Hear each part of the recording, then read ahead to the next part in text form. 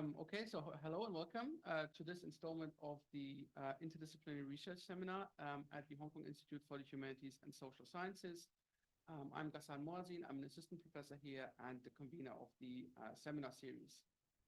So today we're very happy and lucky to welcome to the seminar series Dr. Catherine Chan. Dr. Chan is a research assistant professor in history at Lingnan University. She works on social and urban history. Her first book, The Macanese Diaspora in British Hong Kong, came out in 2021. And she's now developing a new project on human-animal relations in Hong Kong in particular. And we're very lucky that she has taken the time to talk to us about this new project today. So the talk today is entitled Blacky, Tramp, and Bobby, the Forgotten Dog Purge in Hong Kong's progressive 70s. Before I hand things over, briefly about the format. So Professor Chan is going to talk for around half an hour, and then we'll have some time for Q&A. For those of you who are here in person, please just raise your hand and ask your question as usual. For those of you who are joining us online, please just submit your question through the Q&A button in Zoom, and I will then be reading out the questions through the during the Q&A period, and then Professor Chan can get back to you. But I don't want to take up any more time, so Catherine, if you're ready, please okay. Get started. All right. Thank you. Thanks, Ghassan, for the introduction and for inviting me here. So to HKIHSS for this opportunity to present my new project. So this is a new book project that I started in summer last year, and it draws on inspiration on works that have been done on modern cities and human-animal relations, and particularly social constructions regarding animals, especially dogs, that have been written by scholars such as Chris Pearson, Neil Pemberton, Timothy Barnard. But the main idea is to rethink as far as human documented archives and sources will allow 20th century British Hong Kong through less anthropocentric lenses. And today I'm going to talk about some parts of a chapter that I've done on late 1960s, early 1970s Hong Kong, which is a period that is often acknowledged as a golden era and as one of, positive reform, optimistic reform. And this period, we often acknowledge names such as Governor McLehose, who Professor Ray Epps actually reappraising on in his new book, A Man in a Hurry. And we also hear of names such as Peter Godber, that is, the police officer who led to the establishment of the ICAC. We heard as well of names such as Danny Huang, who was in charge of the Urban Services Department and some of the campaigns that were launched during this period. But less spoken about are the experiences that animals had during this period that we call as a reform era, as a golden era, and especially dogs. And the archives, newspapers don't really have a lot about animals and dogs, but we do have some names that I'd uncovered through the archives. So one of them was Blacky. This is not really Blacky because we don't really have a photograph of Blacky. But Blacky was one of many, many dogs who were captured by the government and sent to the government kennels. Most of them would be gassed or be injected to death after initially 7 days. Afterwards, this would be reduced to 4 days. And then later on, someone suggested this to be reduced to 2 days. And Blacky was a bit different because while most dogs would be gassed and would be slaughtered towards the end, Blacky was spared. So the story was that an officer was responsible of putting Blacky to death. But Blacky started to whimper, and he was really cute. So he whimpered and he bowed and he kowtowed to this particular officer. So the officer thought, well, there's a connection between us here. You know, I can't just kill him. I can feel the connection there. And so he paid $10 to get the dog licensed. And finally, he brought the dog home. And Blacky would spend part of his life being a house dog. So he became a guard dog for this particular officer. But it wouldn't last long because Blacky was used to being a stray dog. And so after a bit of time, he ran away. And he would be remembered as an ungrateful dog by this officer. So apart from Blacky, we also have a story about Tramp. And we do actually have photographs of Tramp. So this these photographs were taken around 29th of June, 1970. And Tramp was an example of many other dogs who were strays, but who lived around the resettlement estates of Hong Kong. So in 1970, Tramp was taken by dog catchers, and he was taken along with 7 other stray dogs found in the resettlement area. And he was dragged into the back of a truck.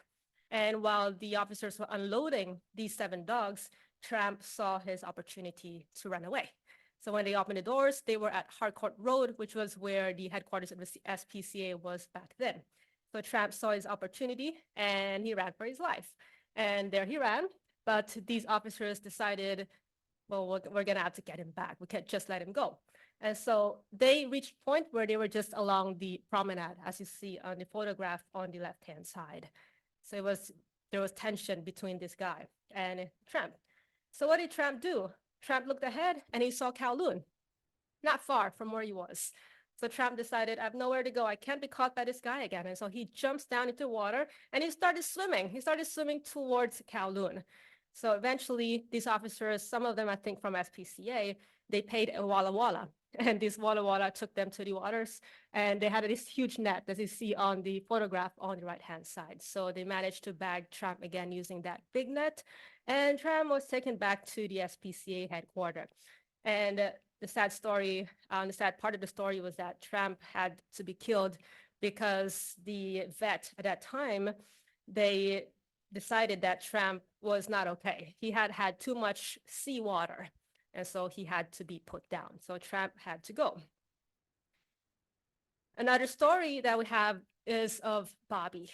So Bobby, just like many other dogs for him, they had to be taken away by the government in the 1970s because this was a time when the government decided there really was not a big difference between stray dogs and house dogs, especially those that lived in resettlement estates, because they were becoming a nuisance to these residents in the resettlement estates. So this is a photograph that was taken in 1970. And this is a sad one because this was taken on the last day that this girl, Wang Meiling, spent with Bobby. So according to the story, journalists interviewed Meiling, and Meiling claimed that she knew that that was the last day they were going to spend together because her mother told her if we didn't give Bobby away, then he'd have to be killed. And so for Bobby's sake, the only thing we can do is to separate, the child and the dog. And so she didn't really understand what was going on, but she understood that if they didn't part, then Bobby would have to be sacrificed. So as cities have been built specifically for human needs, sanitation and order are often pursued and achieved by regulating animal presence in Hong Kong. And this is not just in the 1960s and 70s. As early as in the 19th century, in the 1840s, the government already bestowed upon themselves the power to put down any animal that was deemed as unwanted, unnecessary, and a nuisance to society. And these powers would be further cemented in the 1950 Dogs and Cats Ordinance. And the 1970s would harden human attitudes towards dogs, especially in this era that we see as progressive and promoting revitalization. So when we talk about the late 60s, 1970s, we all often think about this as an era of reforms wherein a number of changes took place, most of them positive. So social welfare, for example, was improved for most people, for laborers especially. A 10-year housing plan was on the way. A 9-year free compulsory education was provided to school children, and institutions such as the ICAC were established in order to, rebuild especially the image of the British government in as an aftermath of the disturbances of 1966 and 1967. And so as a part of this progressive 60s and 1970s were a number of measures to help regulate and control the presence of dogs across Hong Kong.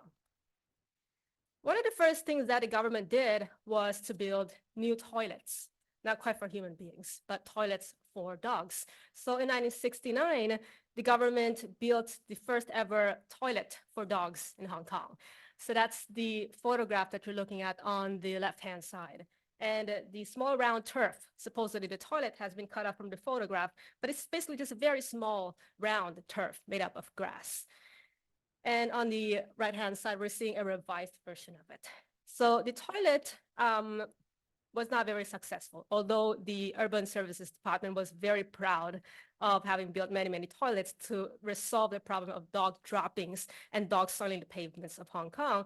It wasn't successful for a number of reasons. First, they didn't consider that Hong Kong had dogs of different sizes and breeds. So if most dogs were sized like the one on the photograph on the right-hand side, then a small round turf would have been fine. But then we have stories about big dogs, Alsatians, for example. So there was a story of a dog that was called Dina. And Dina was, she was a resident of the mid-levels, and her owner brought her to a dog toilet for the first time ever. And so Dina gingerly approached the toilet, and she was very cautious because she's never used one. So she put one foot in, a second, and then a third. And then after that, she stopped because it was impossible to put her fourth foot in to that dog toilet, as it was just way too small to fit her in. And so Dina decided that she can't do it. So she hopped off of the round turf using 3 of her legs. So the fourth still not touching the ground because it just couldn't fit into the loop. And Dina walked away, not having used the toilet. And so her owner wrote to the government to complain about the sizes of dog toilets. And eventually the toilet on the right-hand side was introduced to Hong Kong in order to fit dogs that were of larger sizes. So another problem that made dog toilets not quite a success was that of smell. Wherever dog toilets were, that place reeked of dog poop, bad smell. So an example was that of Kowloon Park, because one of the dog loos were built inside of Kowloon Park. And a Kai Phong district leader at that time complained that, well, this is self-defeating because parks are supposed to be recreational, leisurely places for Hong Kong people to go to for leisurely walks and fresh air. But then what if the park reeked of poop smell? Then how are people gonna get their fresh air? And so it wasn't just that problem, but the problem was many dogs couldn't really be trained to use the dog toilets. And so the owners would take them into Kowloon Park. They would poop everywhere but the dog toilet. Another problem was when dogs went to the dog toilet, they could also soil around the toilet. And so everywhere in Kowloon Park, it really smelled pretty bad at that time. But the introduction of dog toilets had the effect of demonizing dogs further. So I remember during this time, people were still complaining about dogs soiling the pavements everywhere in Hong Kong. And one journalist described the problem as one that wherein we cannot blame the government, but we blame the owners, but mostly we blame the dogs.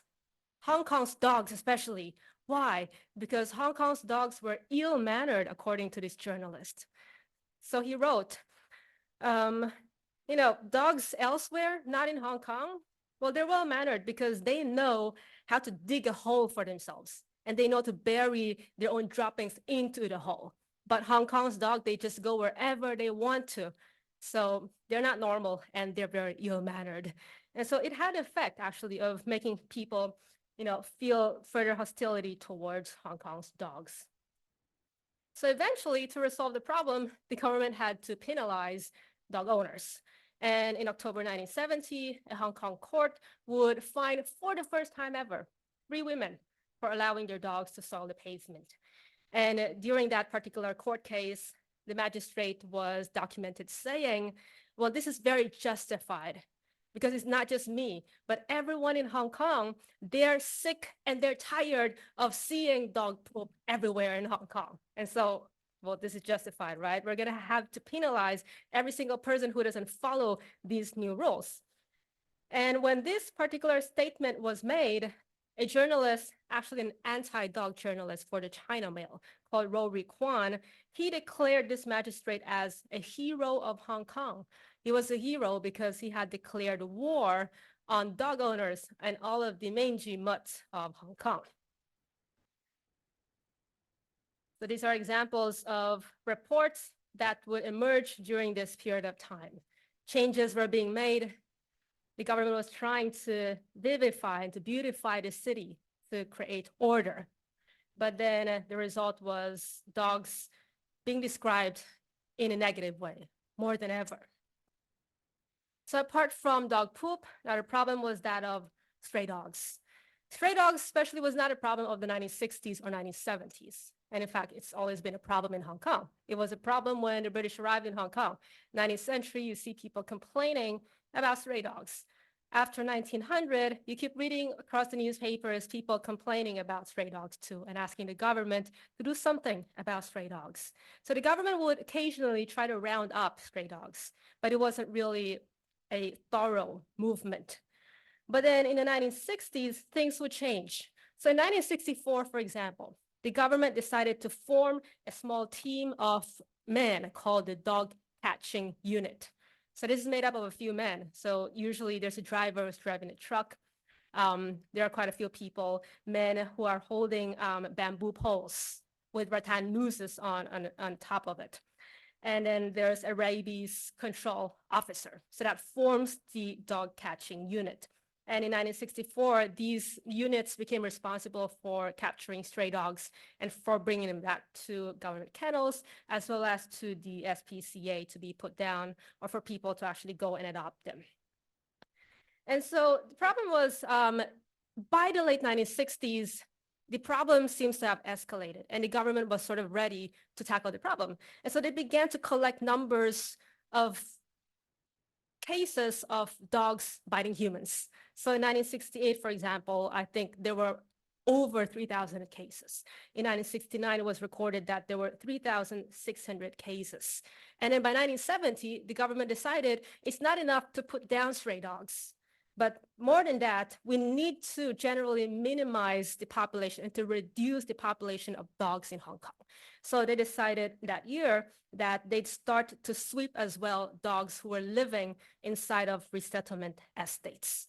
And I think a lot of us know here that people who live in public housing and resettlement estates, they go into an agreement that they cannot have dogs. But then many people, they evade that agreement. And so they start having dogs. And that was okay. In 1969, a British officer was actually interviewed by a journalist. And he was asked the question of, is the government going to do something about dogs living in resettlement estates? And he said, no, we're just going to let them be there unless they start creating trouble and nuisance, then we sweep them out. But then otherwise, we're actually good about it.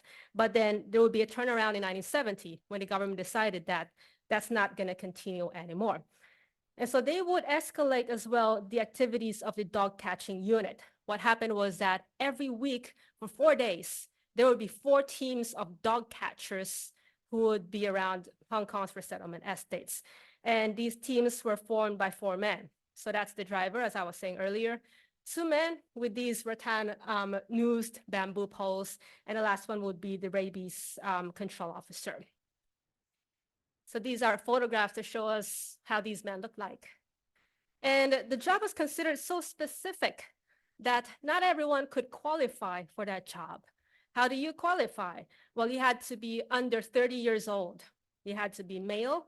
You had to be very sporty, loves the outdoors. And apart from that, you had to know a bit about human psychology. Why?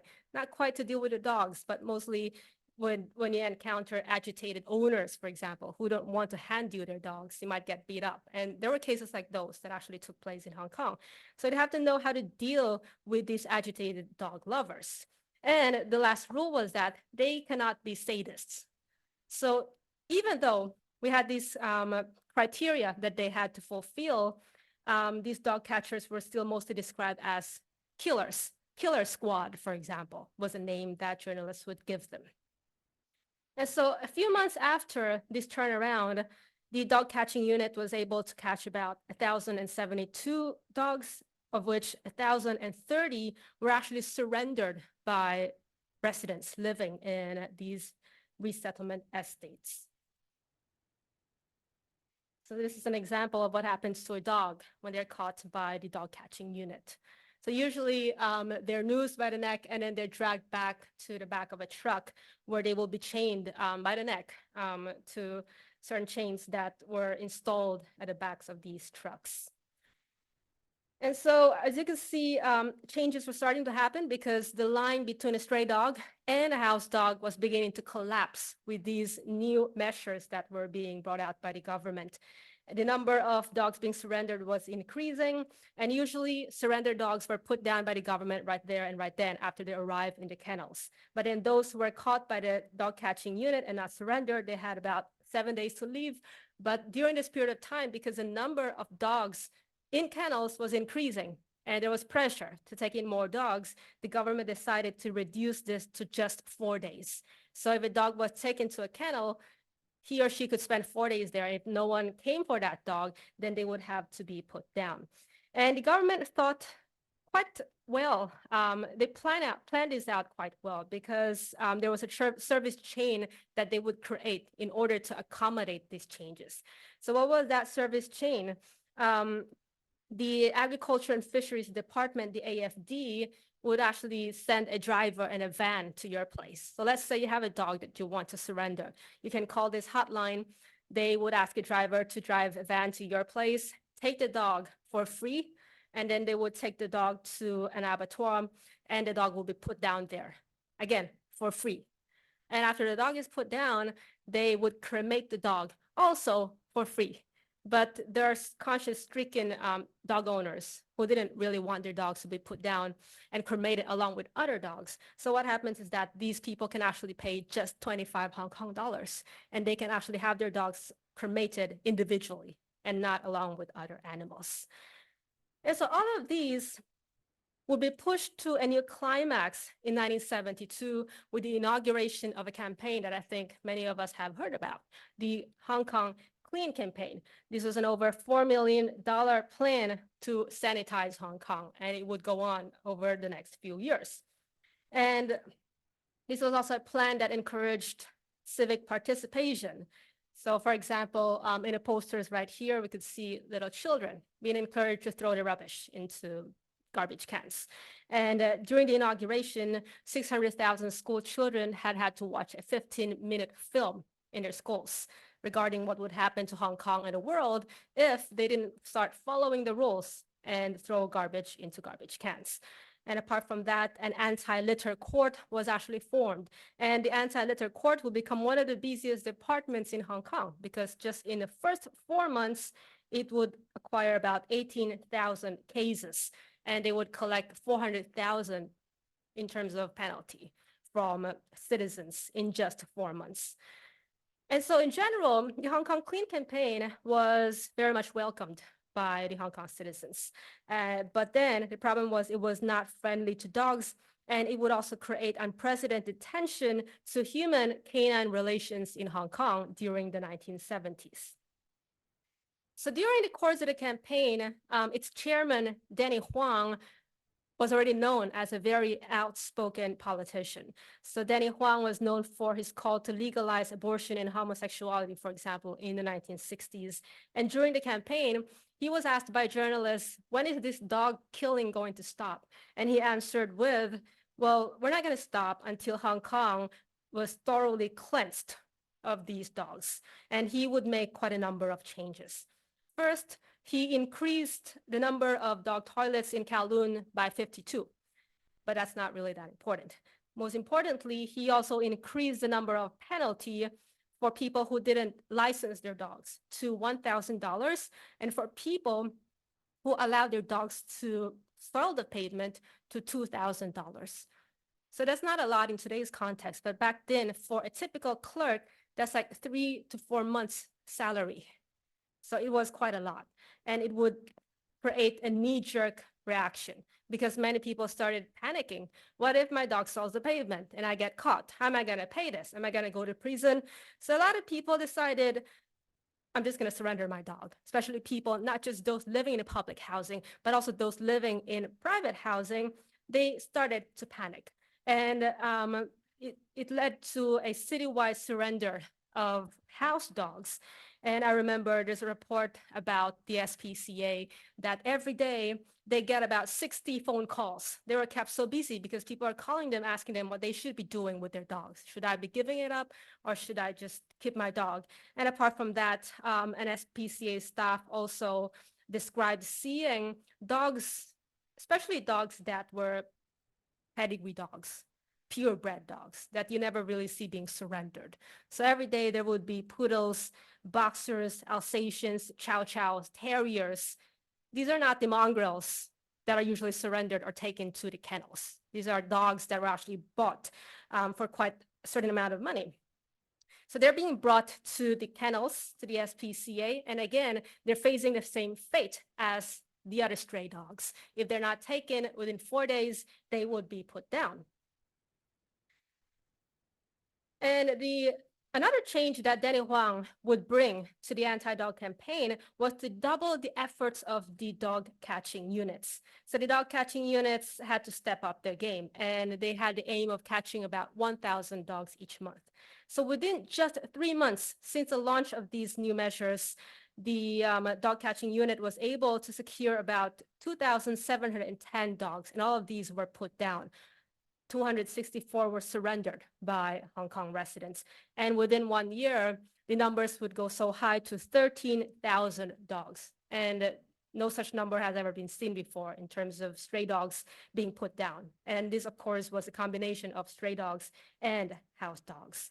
And apart from that, because the number of stray dogs and also house dogs was increasing in the SPCA and the kennels, Danny Huang suggested for the number of days a dog could live to be decreased from 4 days further to 2 days. And apart from that, the government would inject about 365,000 Hong Kong dollars to build a new kennel at the Wong Nai Chung Gap. In outlying islands, the situation was much worse. So the Hong Kong Royal Police Force would be in charge of sweeping the outlying islands clean of unwanted dogs. The anti-dog operations were more brutal there. An example was that of Chenzhou. So in Chenzhou in 1974, there was this particular incident that involved 3 staff of the USD and 2 police officers. So once they got out of the ferry, these 5 men began to fire away indiscriminately at whatever dog they could see. So there was one resident who took the next ferry all the way to Central to report it to the police because he was so horrified of what he saw. So what happened was these officers just began shooting at the dogs who were in the main street. Some of these dogs were not leashed, they were not muzzled. That was because they were at home. So they were sort of by the gate of their homes. And these police would go in there, they drag the dogs all the way out, and then they shoot them in the street as if treating them as stray dogs. And so children, women had to witness these incidents, and they were very scared at that time. And this resident described that the main street of Chenzhou was just covered in the blood of dogs. Another incident that was also witnessed by many residents at that time consisted of a few dogs, maybe 6 or 7. So these dogs they were captured, and the USD people had a box. And they were put into the box, they whimpered, they closed the box, and in a matter of minutes, they were no longer whimpering because they were dead. And these people actually remember that the USD officer brought the box to a bin and started dumping the carcass of the dogs into the bin. And of course, no campaign will be successful without the use of propaganda. During this time, we see the demonizing of dogs in Hong Kong much more than ever. So in English language newspapers, for example, we see stories such as that of a girl called Marjorie Leeds. So Marjorie Leeds was a 10-year-old girl who lived in Happy Valley with her family. And according to the story, she was crying to the journalist because her cat had been torn apart by a pack of stray dogs. And her parents were basically begging the government to do something about these dogs because their children couldn't go out, well, after sunset because they were afraid that these dogs would tear down their children as well. And apart from that, in Chinese newspapers, we also see, for example, the description of dogs as beasts. So in Chinese, we will say kam sao or 禽兽. So these were brought back, and a lot of classics, Chinese classics, were being used in order to explain that there were no differences between dogs and beasts. And what's worse is that the campaign would rationalize notions of hate and notions of violence. And this would be promoted by a number of public figures. One of them was anti-dog journalist Rory Kwan. So Rory Kwan, in one of his many articles against dogs, he advised the Hong Kong government to hire dog murderers from Macau. So the backstory is that Macau was running dog racing at his time. And we know that at that time, there were a lot of syndicates who were paying the caretakers of these dogs to drug them, to punch them. And eventually many dogs would die because of dog raising. So what Rory Kwan was suggesting was, let's just hire some of those dog killers, and they'd be good and they'd be effective in helping to kill more dogs in Hong Kong. And apart from Rory Kwan, there were also some Kai Phong district leaders. Some Chinese leaders, they openly talked about the need to round up more dogs. One of them even suggested that motorcyclists in Hong Kong, they should be allowed to just run down any dog that they see in the street, because that would help the campaign. Notably, such rationalization of hate and of violence was definitely not unique to the case of dogs, because even though this is a progressive reform era that we're talking about, different types of violence is being rationalized. So these images, for example, so these are covers of comic books for little children. And on the covers, you see images of the mascot of the Hong Kong Clean campaign. So this monster, the green monster with the red dots called Lap Sap Chong. So literally litter bug. And these are images that enter the lives of many Hong Kong people at that time. So you see on the left-hand side, a child chasing Lap Sap Chong, beating him up, right? And you see a lot of agitated children around there as well. On the left-hand side, we see ambassadors of these campaigns, Miss Super Cleans. And again, they're holding brooms and chasing after Lap Sap Chong. So these images are not restricted to printed material, because beating up Lap Sap Chong will be something that these ambassadors would demonstrate in the streets of Hong Kong. So this is a photograph that was taken in South Gate 1 in 1972. And in it, you see these ambassadors actually in their, well, we can't see the color, but they're often wearing these yellow and purple chic beret, miniskirt, and boots. And they'd go parading around the streets of Hong Kong with Lap Sap Chong, and they'd start hitting and beating him up. So you see quite a number of children actually watching behind in awe and a fascination.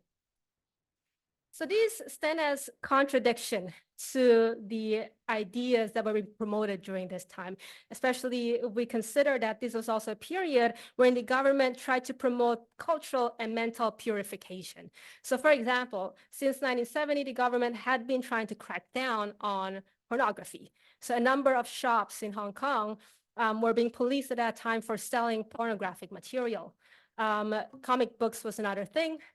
Comic books that exuded violence, that had themes of martial arts, were also deemed as violent, as nuisance, as venom. So one of the activists who tried to censor comic books or suggest the censorship of comic books actually suggested that comic books were a venom that were feeding to the minds of young people. Because according to a survey that they took out of 1,000 school children, 600 of them claimed that they were captivated by the colorful images and by the fighting techniques that were being shown in the comic books. So in 1975, the Objectionable Publication Ordinance, well, that will be legislated in order to regulate what Hong Kong people could read in their free time. And so, as we can see, the case of dog offers us a window to rethink what progress really means. So progress required, for example, the construction of dichotomies between desirable and undesirable, between bad, good, between useful and worthless. And these progressive reform era also helped in the molding of animals into tools that were used in order to complete the reforms of these era. And apart from that, another consequence of this is that we're molding animals so much into tools that we could actually use for human needs that we're no longer able really to see them as equal creatures who live and who breathe and who have the right to live on the same city space and on the same planet with us. So looking ahead, what I really aim to do with this project is to produce, first of all, a modern human account of Hong Kong, especially of 20th century Hong Kong. So it's still going to be anthropocentric because I can't really run away from having to use documents that were written by human beings. But the idea is really to try to deviate as much as possible from anthropocentric concerns to look at more in-depth issues in human-animal relations. Now, the questions that I hope to ask, especially when I look at how dogs were used in constructing racial lines, class distinctions, social order and governance, would be how far we have actually progressed in our treatment of animals and in animal welfare protection. So I think today we still see quite a number of issues around, and all of that, I'll try to argue really they are systemic issues that bloomed, that burgeoned during the modernization of cities, and in my case, the modernization of Hong Kong. And so I think I've used a bit more than 30 minutes, sorry about that. But to end, if anyone's interested, I have an Instagram account wherein I post stories about animals, especially animals in Asia. And it's a place for us to discuss human-animal relations. So if you're interested, you could follow that. Thank you very much.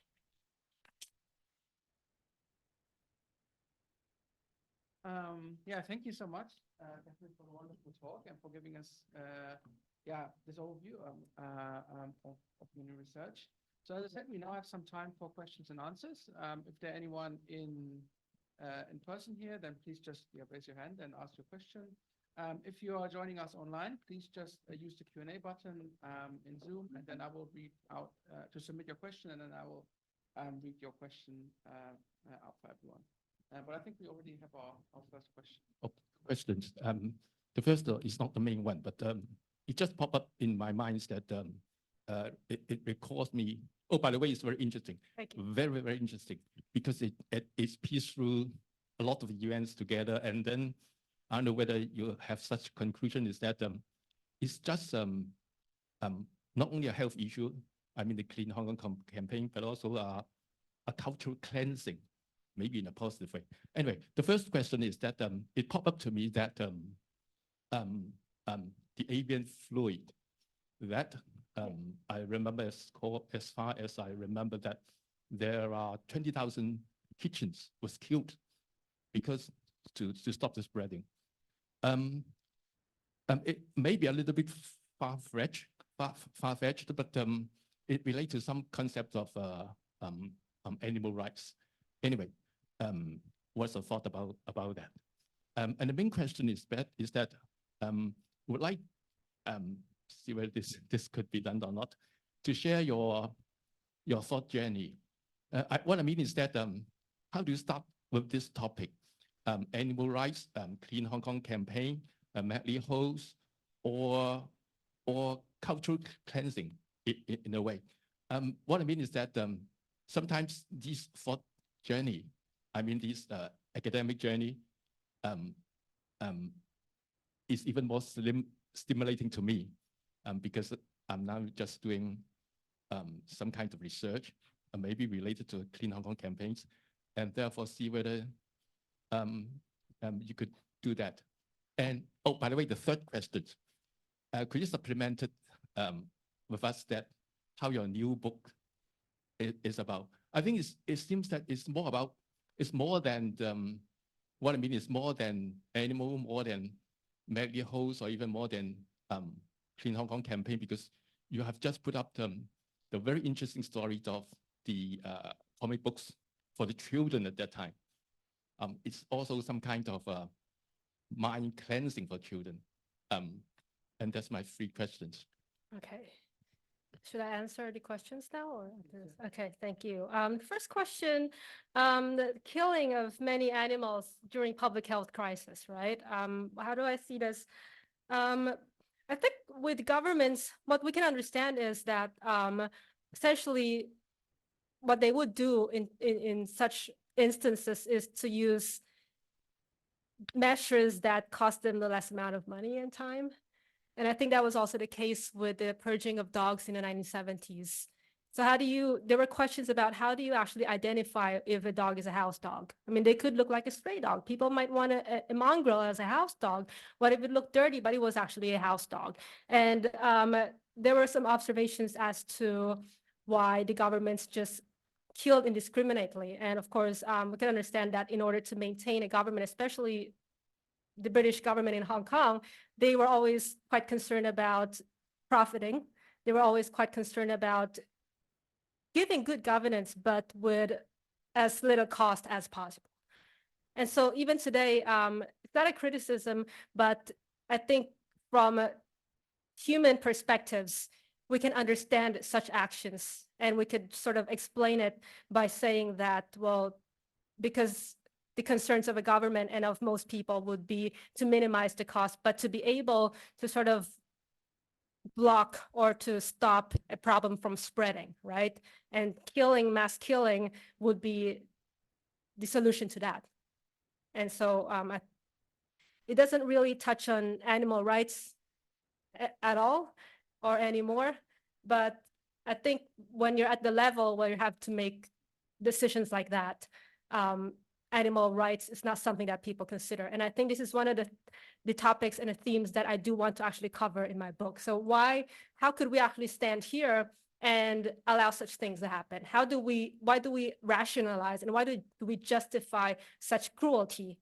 How could we just say it's justified because it's protecting millions of people's lives? And so we're sacrificing these animals, right? So these are deep-seated issues that we have, and especially in how we see animals, not as equal counterparts. And I think that's something that we do need to sort of understand at one point. But whether some people accept that or not, well, that's another story.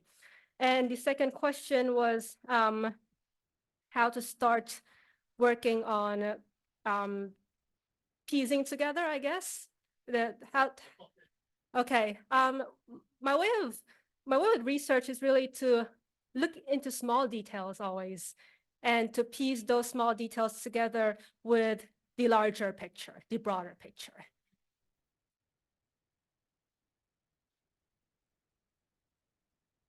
My entry point is always the sources. Okay, because what I write and what I can write really is dictated by whatever sources I can find.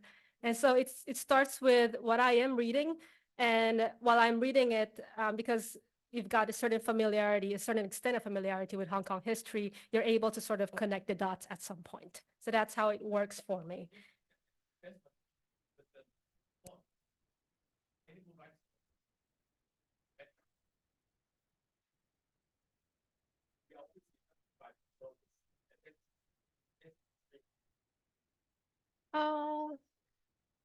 How to jump out of the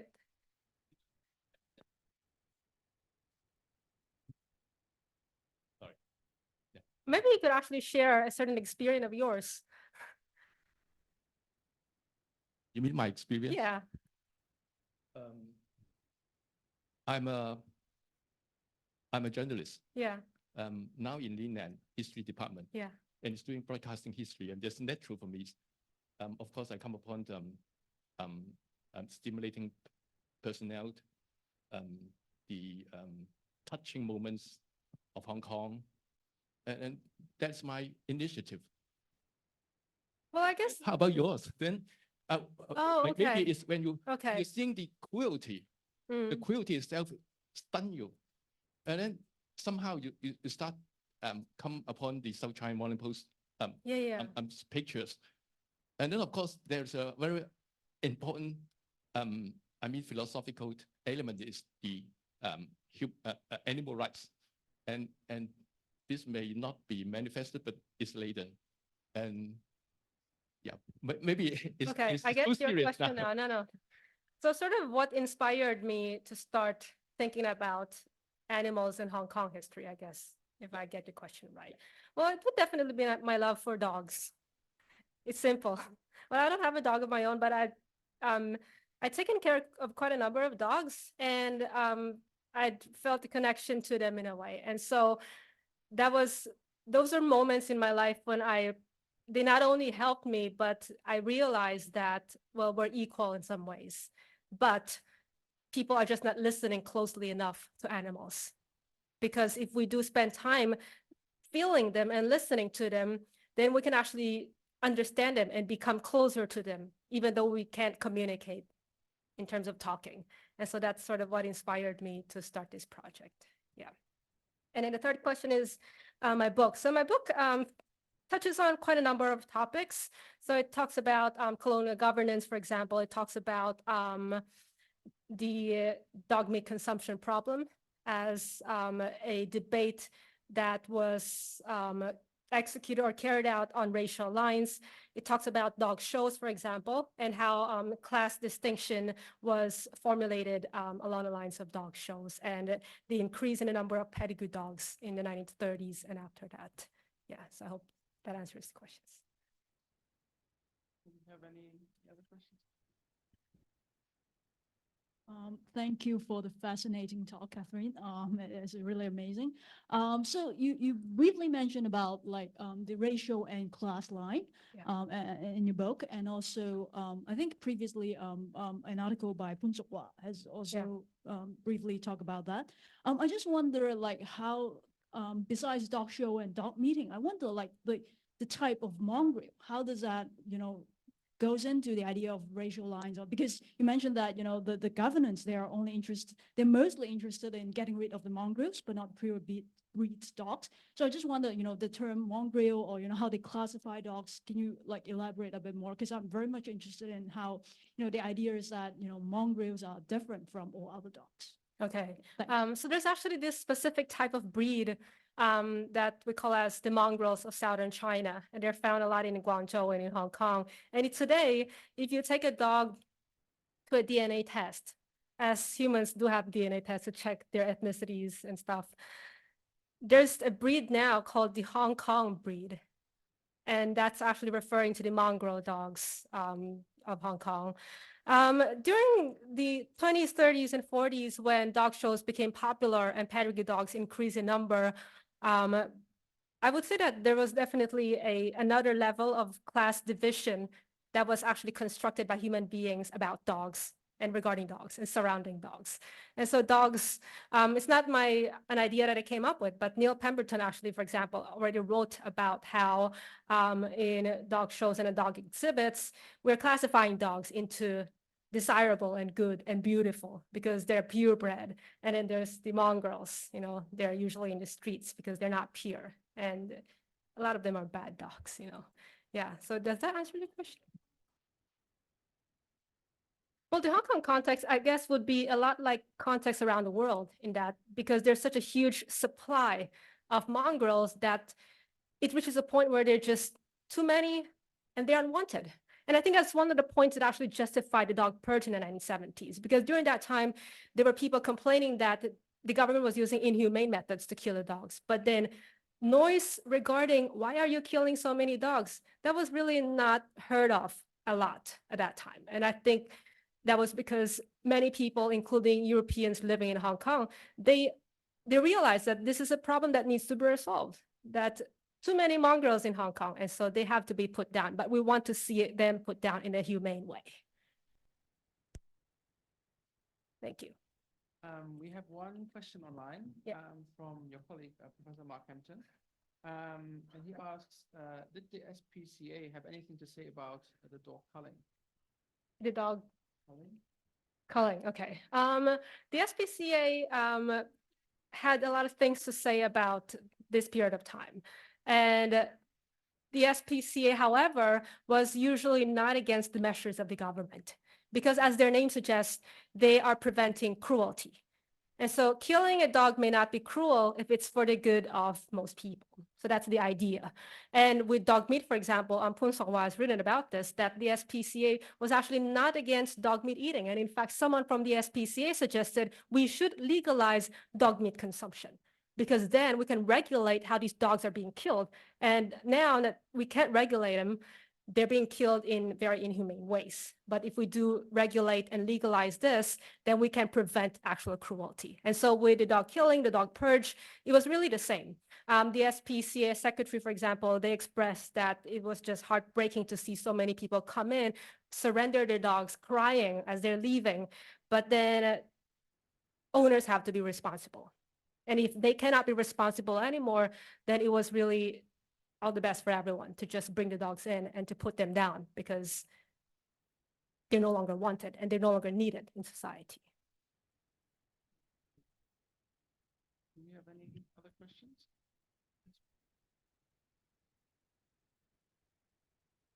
Thank you for your talk. It's really Thank you. fascinating.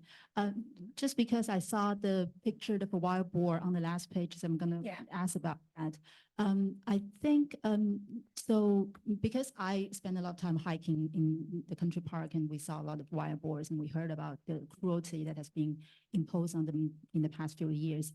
But in the same time, there seems also being a clear distinction between the domesticated animals and the wild animals. So if you, I'm sure you came across like Haraway talk about companion species, and that seems to be very different from how people talk about wild animals, including the monkeys and the wild boars in Hong Kong. So I'm just curious if you have also been kind of watching and following the things about wild boar and some of the histories, and what are your angles looking at that? Okay, thank you. Yeah, I have been following these, and in fact, I had really tried to, well, I'd written some emails probably to the government to inquire further on the issue of wild boars, you know, but of course, no avail. But the thing is, well, two things, I guess. First is what you were talking about earlier, that line between wild animals and domesticated animals. One of the things that I want to focus on in my book is how this line is just resilient and flexible. And it really shifts over time. And why does it shift? It shifts because the previous line was no longer wanted, or it was no longer helpful for society. And in fact, what I found in my research was that wild boars almost became extinct actually in the 1950s or the 1960s. And at one point they were deemed as endangered species that were protected by the British Hong Kong government. And I don't know what happened to that legislation, but then the number of wild boars grew back again. And by the 1970s, there were complaints from people living in the new territories that the wild boars were destroying their plantations. And so the government went there and started to round up the wild boars at that time as well. So the line shifts through time and it's always flexible. And concerning wild boars and the killing of animals, it's not just Hong Kong, right? We see as well raccoons becoming a problem in Germany. We see how Donald Trump, for example, led to the death of many endangered wolves because, well, he changed some legislations along the way.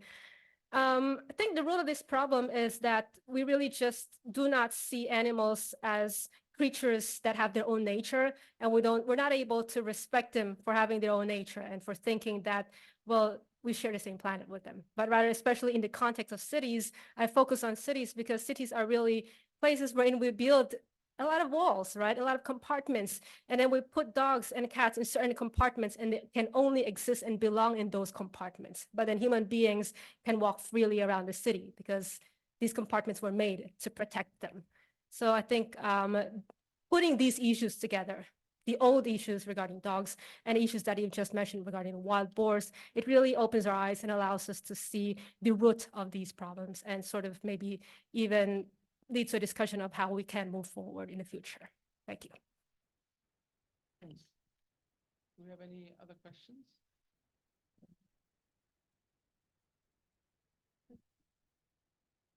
Yeah, sorry.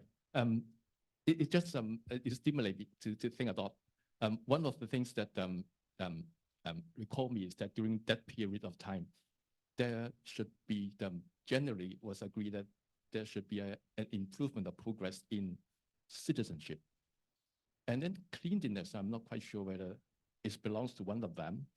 And it should, I think, because it's more than health issue, it's a cultural issue, how to handle your garbage whatsoever. And therefore, I've been also used another phrase that horticultural cleansing. Maybe in the medieval era, there's a progress, but there's also a dark side. The dark side is that killings of dogs is one, killings of pornography publication is two, and then there's a lot to be enumerate. And I just want to ask, how do you position your book in that broad spectrum of the progress? Well, in my book, I talk about various developments. So I position each chapter within a transitional period in Hong Kong, because my book covers, it starts roughly around the 1900s and it ends in 1980.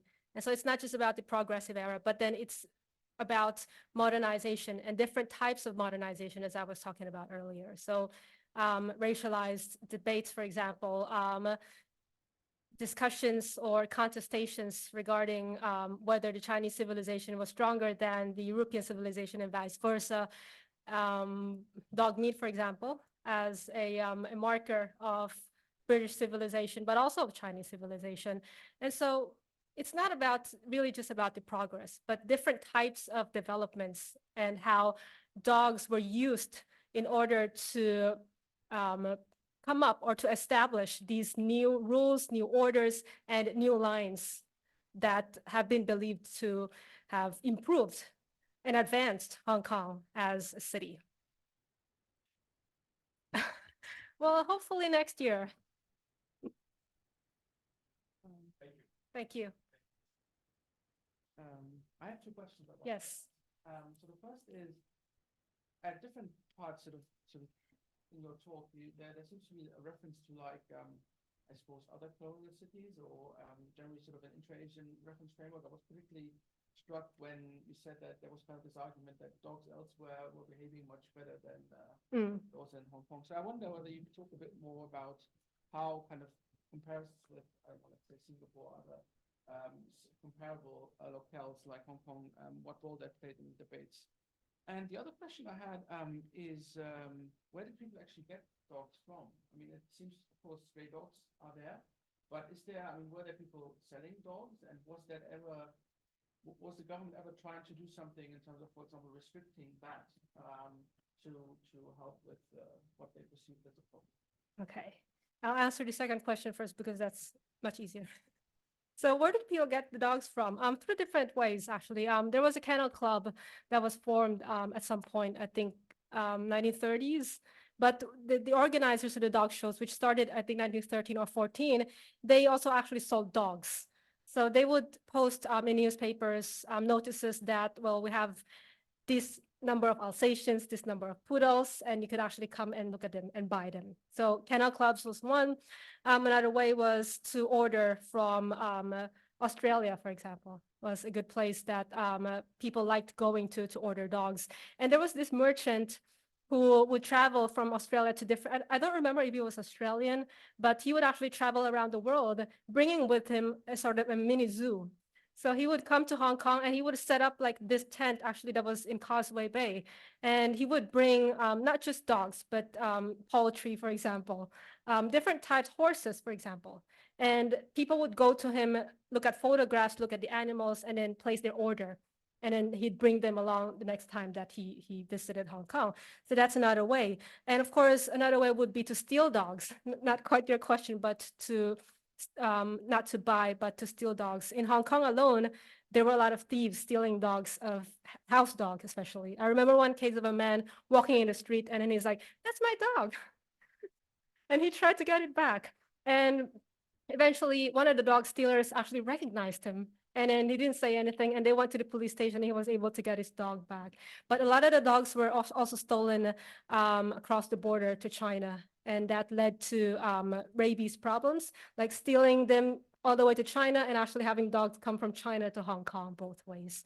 As for the first question, other colonial cities, yes, that's a good question.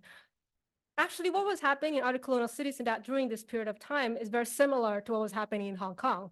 Not the Hong Kong Clean campaign, but with rabies especially. Timothy Barnard, for example, has written about how many dogs were just put down in times of rabies crisis.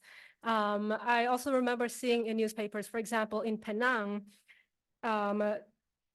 policemen could just go out to the street with their guns and then shoot whichever dog they'd seen without a leash and without a muzzle, then they could die. They'd just be shot right there and then. Different cities had their own ways of dealing with dogs, but the ending is always the same. They'd use the method that cost the less to get rid of as many dogs as possible during this time. So that's one thing that there's no distinction between colonial cities when it comes to that. But what I think would make Hong Kong unique would be to also consider Hong Kong as a living place, because the living conditions in Hong Kong is also different from other cities such as Singapore. And I think that was what triggered the killing of dogs in resettlement estates, for example, because of how cramped and overcrowded Hong Kong was after the end of the Second World War, that it sort of justified the purging of dogs in the 1970s. So I think that's where we could start to make the distinctions between Hong Kong and other colonial cities. But that's a good question. We're pretty much out of time, but is there any final question for Professor Chan? I think then what remains for us to do is please all of you and well, yeah, certainly those in person, please join me and thank you, Professor Chan, for the wonderful talk and for taking the time to talk to us. Thank you for having me. Thank you for having me. Thank you for coming. Yeah, thanks of course for everyone who is joining us online and in person. Yeah, and thank you, Mark, as well, my colleague who's online. Yeah, thanks so much. Thank you. Yeah.